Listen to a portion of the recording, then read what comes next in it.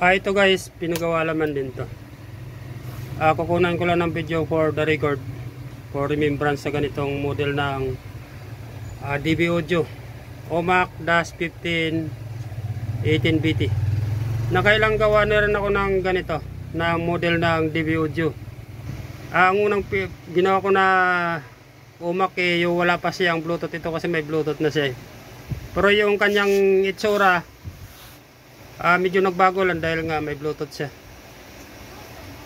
At isa pa, yung kanyang mainboard halos kaparehas lang. Ito yung UMAC kasi mayroon siyang ito, may tuning siya. Kung baka sa mayroon siyang tuner, auxiliary 1, auxiliary 2. Mayroon din siyang loudness. Ito may speaker select siya, A and B. Ang itsura nito kaparehas naman ito ng 733 ng Sakura. Yung kanyang figura. Yung sira lang naman ito mahina lang naman ang sound nang gagaling sa kanyang auxiliary 1, auxiliary 2, sa tuner. Ultimo sa kanyang Bluetooth guys, medyo mahina siya. Kaya dito tayo nag-concentrate sa section na to. Medyo siya, yung mga pihitan yan sa ilalim. Yan.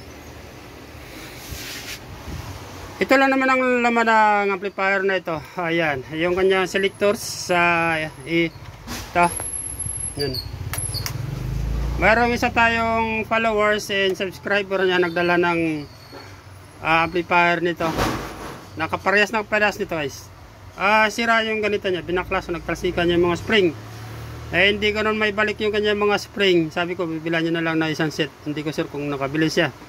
Ito naman yung kanyang mga control sa sa kanyang mga mic.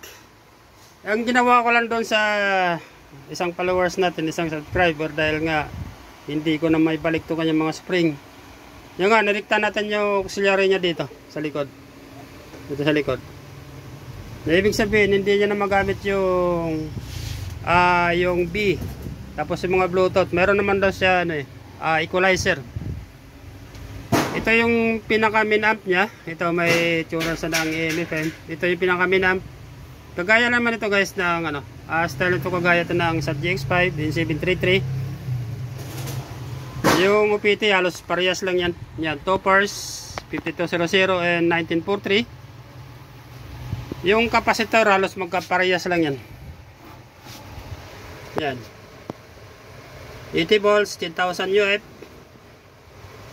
Yung nga, yung ito, yung may release rito. Bukod sa kanyang relay dito, na speaker pro. Ito yung kanyang transformer. Yan, meron siyang 47B, 047B AC. Actually, yung sa 733 and GX5, sa 733, 42042 Ito, mas mataas ito ng konti. Kaya lang, bilang isang technician guys, nakailang gawa na rin ako ng ganito. Tapos sa 733, malaki ang transformer ng 733 kumpara dito sa ganitong model ng DB Audio. Maliit ito. Kahit sabihin natin na mataas ang kanyang voltahe, pero maliit yung kanyang transformer. Ganon din naman sa GX5, sa GX7, malaki yung transformer ng GX7. Ang voltahe nun 45045. Mas mataas ito, kaya lang maliit yung kanyang transformer. Ang ibig sabihin, mataas ang voltahe pero mahina yung kanyang current. Samantala dun sa 733, mababa yung voltahe pero mataas yung kanyang current. Halos para-paras lang sila pag pag pipintahin mo yung kanyang power, yung kanyang lakas.